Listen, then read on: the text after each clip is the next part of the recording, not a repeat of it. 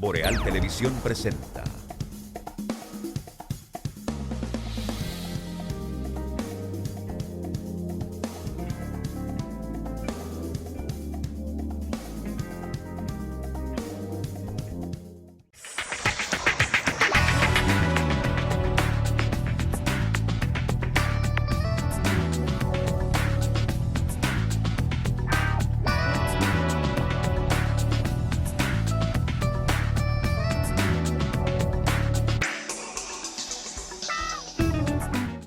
Saludos amigas y amigos, muy buenas noches, bienvenidos a EnQ a través de los canales de Boreal Televisión desde Santiago de los Caballeros a República Dominicana. Como siempre, un placer para nosotros compartir este ratito de la noche con el resumen de las noticias del día y por supuesto los análisis y los comentarios para tratar de que ustedes salgan bien informados o estén bien informados. Gracias a todos los que nos sintonizan en cualquier lugar de la República Dominicana, así como también en el resto del mundo a través de nuestras plataformas, aplicaciones y sistemas de cables, especialmente en Estados Unidos, Canadá, Puerto Rico, Centro, Suramérica, Europa y las islas del Caribe. Jueves 30 de junio despedimos el mes número 6 del año 2022. Benito Cruz, buenas noches. Buenas noches, gracias por el honor de poder seguir compartiendo con todos ustedes y con usted, Tatahualpa, este privilegio de poder compartir esta plataforma. Asimismo es, por supuesto, hablarles de Agua Cascada, que es la calidad del agua embotellada, la garantía de la salud suya y la de su familia. Agua Cascada, para sus pedidos, llámese al 809-576-2713 de Agua Cascada, la calidad del agua embotellada. Y sea el primer comentario, más que comentario, las primeras palabras, las de introducción, para felicitar a todos los maestros en el Día del Maestro. Un día como hoy, en la época de nosotros, no tan lejana, por supuesto, era un día que uno aparecía a las aulas con una manzana, una naranja, un dulce que le hizo la mamá para la maestra, así mismo es. O algún regalito para el profesor o para el maestro. Costumbre que prácticamente se ha perdido. Claro, porque ya no hay maestros, Atahualpa, eso hay que entender. Hay maestros, lo que hay también son otros que usurpan la función del maestro. Pero también un día como hoy nació el profesor Juan Bosch y Gaviño, que se tiene como referente también de la cuentística hispanoamericana. Que todavía se usa como folleto universitario, los libros de Juan Bosch. 113 años cumpliría el profesor Juan Bosch y Gaviño en el día de hoy.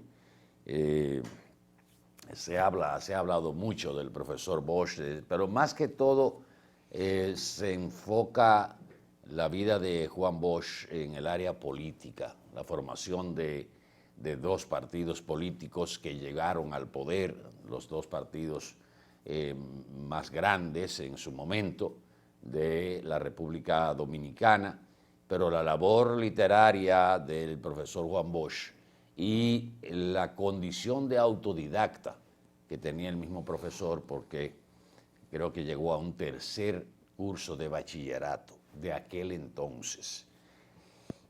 Y de ahí para allá, bueno, pues toda la historia lo reconoce como el exponente esencial de el área de cuentos en la literatura hispanoamericana. Pero felicidades a todos los maestros en su día. Sí, usted sabe que hay algo que hay que destacar también. Juan Bosch creó una formación para los jóvenes de ese momento, aparte de para formarlos como en la política partidaria. Y para usted pertenecer a ese partido político en otrora, tenía que culminar esos estudios. Bueno, eran los famosos círculos de estudios. Exactamente.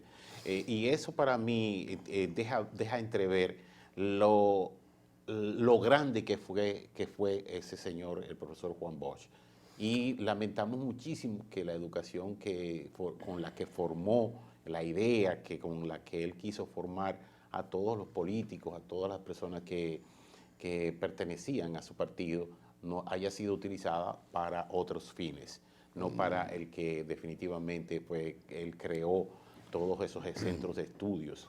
Muchos tiraron por la borda los conocimientos y el egoísmo. Y lo usaron también. El egoísmo también y la frustración de algunos. Así es. Mira, te recuerdo que uno de los libros que más me atrajo del profesor Juan Bosch fue Judas el calumniado, Judas Iscariotes, el calumniado. Y porque el tema de derecho siempre me ha apasionado y la verdad es que debía ser un referente. Mucha gente lo vio como una irreverencia, pero realmente era una forma de explicar las dos, la necesidad de que para que existiera un Jesús tenía que existir un Judas. Así es. Bueno. Miren, en este primer segmento quisiera tomarme un tiempecito, con el permiso de Benito, para explicar el tema, dentro de mis posibilidades, el tema del aumento de la tarifa eléctrica, que evidentemente es un tema que preocupa a prácticamente todos los sectores, pero sobre todo a los sectores de clase media y de menores ingresos. Y sobre todo a las MIPYMES. Sí, pero voy a tratar de explicar, porque creo que la Superintendencia de Electricidad, con todo y las explicaciones que ha dado en la prensa de que esto es una tarea que estaba pendiente, que se aprobó en el pacto eléctrico y que es un desmonte por etapa de lo que es el subsidio a la tarifa del sector eléctrico. Realmente, ese subsidio que nosotros lo llamábamos y ya debe ser así, subsidio cruzado, eso nunca debió existir. Cuando se hizo la Ley General de Electricidad, que se establecieron todos los mecanismos, lo que se hizo fue yo digo, una medida populista y quizás también con la intención de proteger a los sectores de menores ingresos, se pusieron 3 tipos de tarifas. Uno para el consumo de 1 a 300 kilos, otro de 301 a 700 y otro de 700 en adelante. Hasta 999, de ahí en adelante también había otra, eran 4 tarifas, si mal no recuerdo. Y se penalizó el alto consumo o el consumo de la clase media alta y el sector empresarial, para que a través de esta, yo le llamo penalización, porque era el mismo kilo que se le servía a todo el mundo, pero el que se pasaba de 300 kilos, pues estaba pagando a 7 centavos, vamos a suponer, pero el que estaba antes de los menos de 300 lo pagaba a 4, el mismo kilo. Entonces ese porcentaje era lo que se establecía como subsidio cruzado. A mí me cobraba más para poder financiar o para subsidiar al de menos ingresos. Que digo que eso nunca debió implementarse, fue una aberración, pero eso fue una medida evidentemente política o populista, como usted quiera decirle. ¿Qué es lo que ha pasado? Que al paso del tiempo, las distribuidoras han ido acumulando pérdidas, independientemente de la carga laboral, independientemente de la mala administración, de los robos que se han dado desde las distribuidoras, de los abusos y todo eso, de la politiquería. Ese subsidio se mantenía y aún así era insuficiente para que las distribuidoras fueran autosuficientes. Evidentemente que está la carga política de por medio. ¿Qué es lo que se ha establecido a través del pacto eléctrico?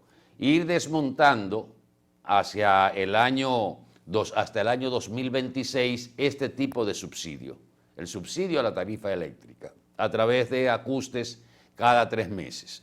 Ahora en julio le corresponde un aumento a la tarifa, sobre todo a la tarifa de los que llegan hasta 300 kilos de consumo, que debe ser y es el aumento más alto, un 9%. Eso quiere decir que una persona que esté entre 0 y 300 kilos va a pagar entre 120 y 125 pesos más dentro de la tarifa de la energía eléctrica. Pero fíjense dónde está lo que les explico. Por ejemplo, en esta etapa, a los que están en el renglón 301 kilos hasta 700, como era el sector que estaba también subsidiando el sector menores ingresos, lo que debía venir ahora era una disminución de su tarifa, los que estábamos entre 301 y 700 kilos, de menos 6 o un máximo de 2%. Pero sin embargo, como no se ha podido aplicar la tarifa por el alza de los precios de los combustibles, los commodities, la situación internacional con la guerra Ucrania-Rusia, todo lo que nos está acompañando en esta época, a ese sector de 301 a 700 le pegaron un aumento de la tarifa de 7.6, igual que a los pequeños negocios. Los pequeños negocios, cafeterías, pulperías, minimarket, debían en esta oportunidad recibir una baja en su tarifa de menos 6% o un máximo de aplicación de un aumento de un 2%. Sin embargo, también le clavaron un 7.6%. ¿Quiénes en esta ocasión, y va a seguir así, son los que tienen o un aumento negativo o muy poco de aumento? El sector empresarial, que apenas le va a subir un 2%, pero eso tiene su explicación también.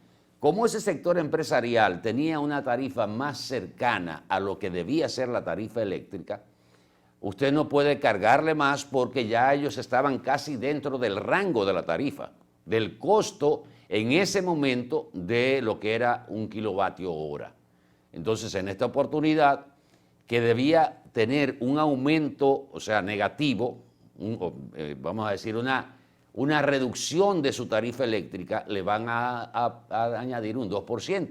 Pero ese aumento de los comerciantes, de los industriales, debía estar menos 1.8 o en su defecto en un 2%.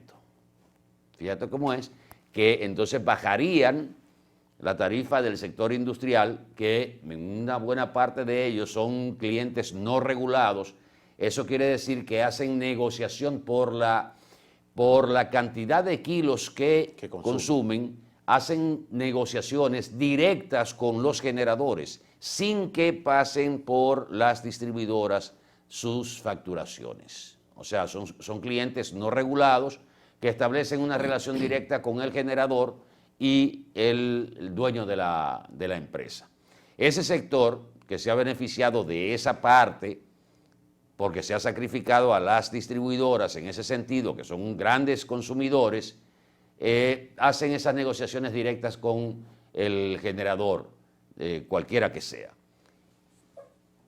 Reitero, ese subsidio no debió existir nunca, porque incentivaba a aquellos que, bajo una protección del Estado a través de un barrio PRA o un subsidio cruzado, o ese subsidio cruzado, les importaba un pepino consumir toda la energía que ellos querían, o sea, que ellos utilizaban, porque no tenían quizás que pagar más allá de 125, 150 pesos mensuales, cuando su consumo probablemente superaba con creces los kilovatios que consumía una persona que sobrepasaba los 300. Y eso creó una cultura de que esto es un servicio estatal y que hay que pagar el celular, hay que poner la recarga al celular porque si no te lo cortan, el servicio de la energía entonces pasó a ser una especie de obligación del Estado en medidas populistas y politiqueras para supuestamente proteger a ese sector. Lo que se está haciendo es desmontando ese subsidio, que no es el momento, que no es el escenario ahora para implementar esas medidas que les va a costar al Estado en estos 3 meses más de 2.000 millones de pesos cada mes por el alza de los precios de los carburantes, el tema de la inflación, la falta de todavía los remanentes de la pandemia. Todo eso crea un escenario que la gente dice, ahora también la energía, nos van a dar el tablazo de la energía. Dentro del escenario de la inflación que tenemos y que esa energía, ese aumento se refleja en otros renglones. Entonces, el aumento real, usted puede verlos, usted los va a ver, los de 300 para abajo, se supone, oigan lo que dije, se supone que no van a tener un aumento más de 125, 130, 120 pesos mensuales, adicional a lo que pagaban.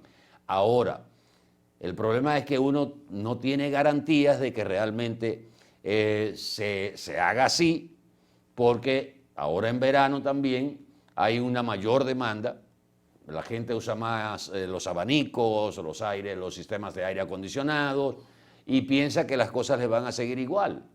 Pero realmente la aberración de ese subsidio cruzado no se había querido enfrentar por parte de las autoridades y ahora se está pagando la consecuencia en medio de una situación económica de estrechez y que va, por supuesto, a sentirse más en el presupuesto de la familia.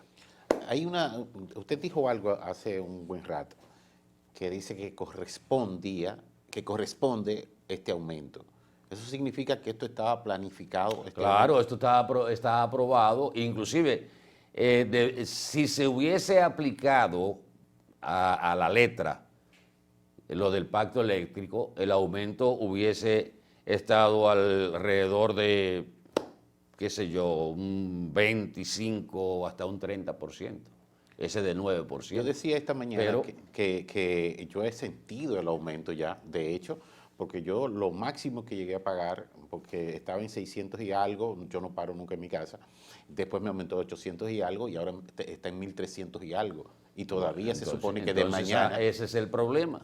Entonces se supone que mañana, entonces desde mañana comienzo con una nueva tarifa. No, si tú has tenido esa escalada, te van a dar en la madre. Sí. Señores, vamos a publicidad un momentito, regresamos en el próximo bloque.